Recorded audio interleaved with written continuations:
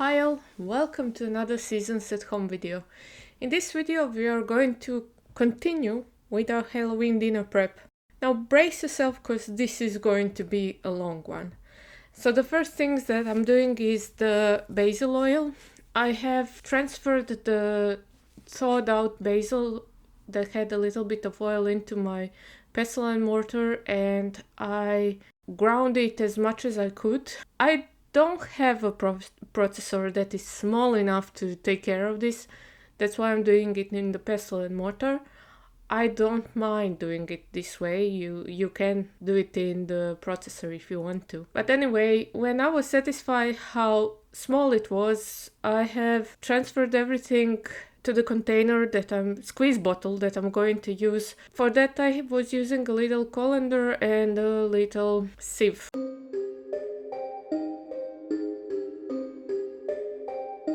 And when it was in the bottle, I have added just a little bit of the rice vinegar to make it just a little bit acidic. And then I have screwed the top on and put it into the fridge until the dinner party.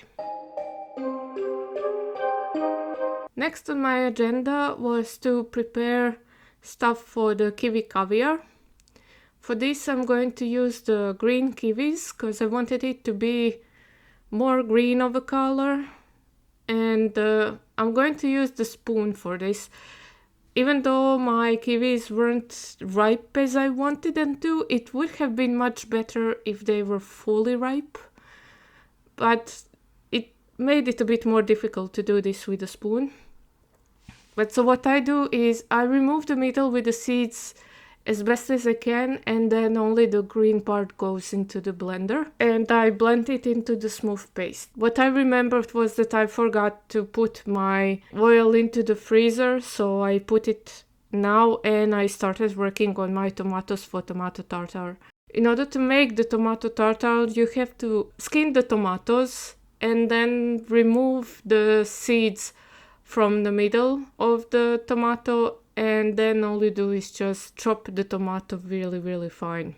I had some issues with removing the skins, but then I remembered that you cannot just remove the skins from the quarter of the tomato. You really have to have it a bit smaller, and I first halved the tomatoes and then cut the half into thirds, and then you will see how easy it was to remove the skin from that 1/6 of the tomato.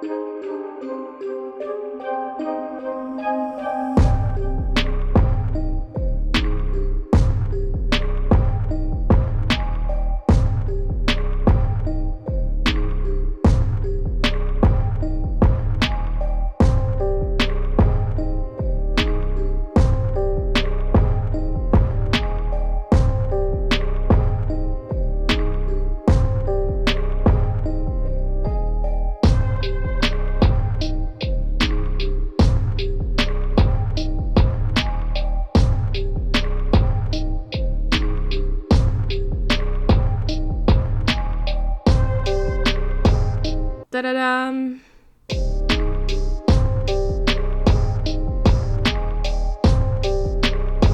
When all of my tomatoes were chopped, both yellow ones and the Kumato ones, I have just mixed them all pretty well and then seasoned them with a little bit of salt and pepper.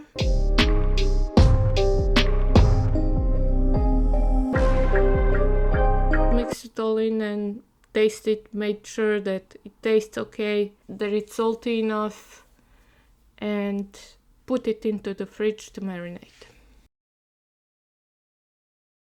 On top of my measuring cup I put a little sieve, and then I started passing through the puree to make sure that I remove all of the kiwi seeds in order to make the kiwi caviar.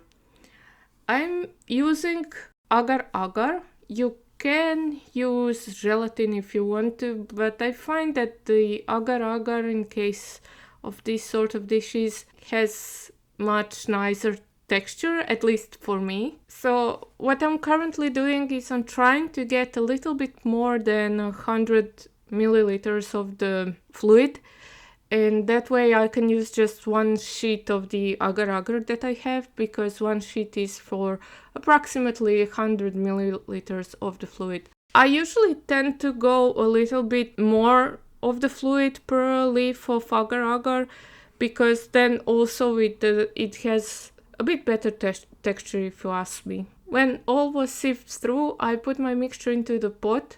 In order for agar-agar to activate, it needs to be well mixed and it needs to boil for at least 2 minutes. In case of kiwi, it is actually a bit better if it boils a bit more, because kiwi does have enzymes. They can cause issues with the gelatin and agar-agar, and they can melt it out. I didn't really like the color. I wanted for it to be a bit more green, so I added also a little bit of spinach puree inside. What you can do is, when you are blending the kiwis, you can also blend a little bit of spinach with it, and that will cause the color to be a bit more green.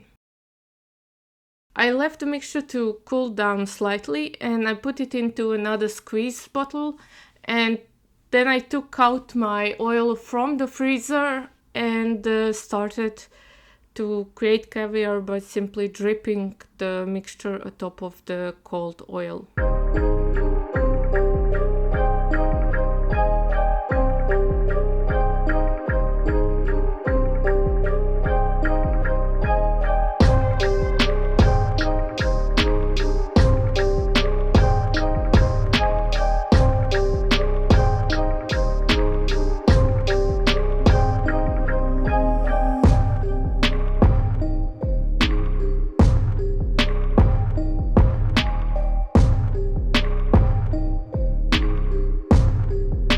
When all of the mixture was in the little bowls, then I took another container and I sieved all of the fruit caviar through a sieve, and then just left it a couple of minutes so that it completely drains from the oil.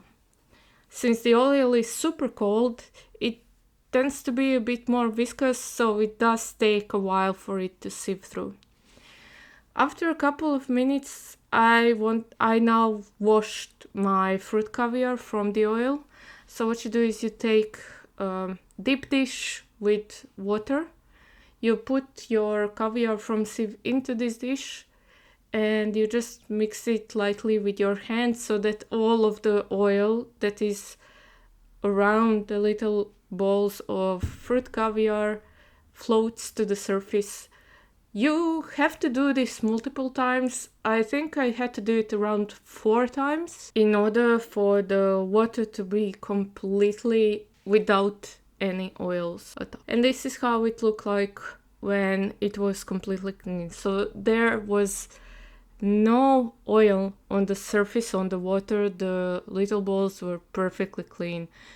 The only thing that you have to be mindful of is that you have to move them in order for them to be completely cleaned. And then when this was done, all that I have to do is just put it into a container and put it into the fridge for it to wait until the dinner party. Next of my agenda is to prepare the beets puree for my beet risotto. Since I wasn't able to find any fresh beets, at least not in the stores where I was shopping, I did manage to find beets that are just cooked inside their own juice. The minimum of salt was added to it, so they weren't really sweet. But I decided then to use them because I would have to puree my beets anyway. So it made sense to just use something that's already ready. These don't have any acid in them. They are not sour beets. They're not pickled beets. They're just cooked beets, like you would cook them at home.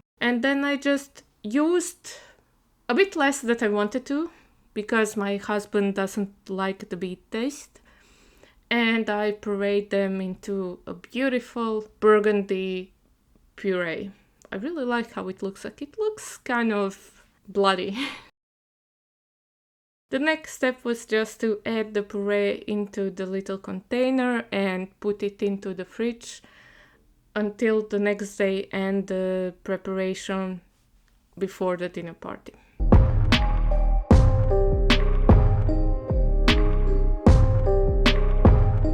Next on my agenda was to crumble some feta cheese. I have opted to go with light feta because I didn't know if my friends really liked that funky feta with sheep's and goat's milk, or if they like a more subtle version, so that's why I used the light feta. If you ask me, you should go with the funky feta if your guests like it. But I wasn't trying to push my guests into liking something that they don't usually eat, and also my husband hates the funky version of the feta, so I used the light one. Next on my agenda was to make a simple vinaigrette with the ingredients that we like. So for this I used about a teaspoon of mustard, a little bit of salt, a little bit of pepper. I used our favorite oil, that is the avocado oil that we usually use in salads, and of course our favorite vinegar, that is the rice vinegar.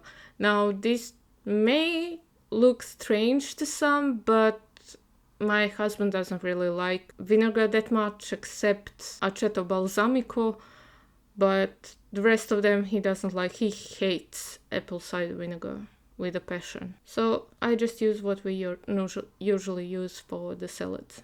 And I also added 2 tablespoons of water. I put my vinaigrette in a squeeze bottle because I have determined that this is the best way to coat all of the salad with the dressing. It's how I prefer to coat my salads. Just squeeze a little bit, then mix it, then squeeze a little bit more, then mix it. Because depending on the quantity of the salad, you will want a bit more of the dressing or a bit less of the dressing. And if I put it in a squeeze bottle, I can also put it in the fridge and I can use it multiple times every time that I make salad, at least within the week.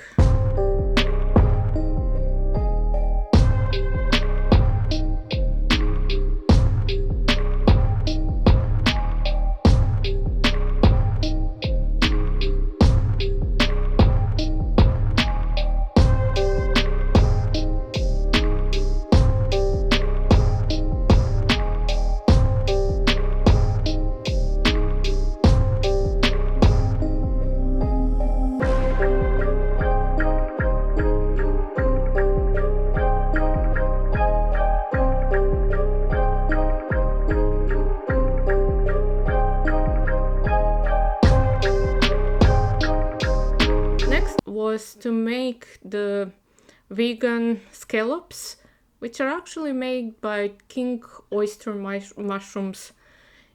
You take the king oyster mushroom and you cut its stem to look like a scallop, so at the thickness of a scallop, and then in order for me to prepare it for the cooking, I also added the cuts on top and on the bottom of the mushroom scallop, the same way that I would do for the normal scallops. I did not throw out the rest of the mushrooms, so the tops I'm going to use for some mushroom dish later in the week. I will probably make something like similar to the stroganoff, so everything will be used and eaten.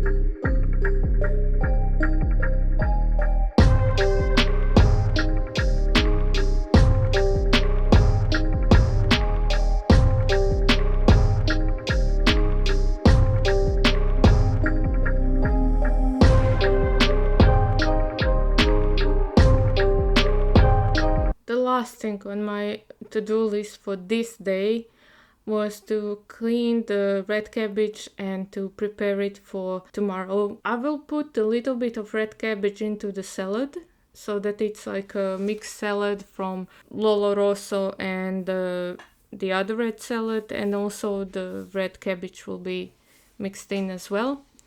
And the other part of the red cabbage I will use for the soup. It will give soup a wonderful taste and a super quirky color. I did this the way that I usually clean my cabbages. I removed the outer leaves that I didn't like. I removed the root part, and then I started cutting. I don't have a mandolin. You can cut it with mandolin. I'm used to using knife. Honestly, in kitchen so far I have found out that the most important utensil is the knife.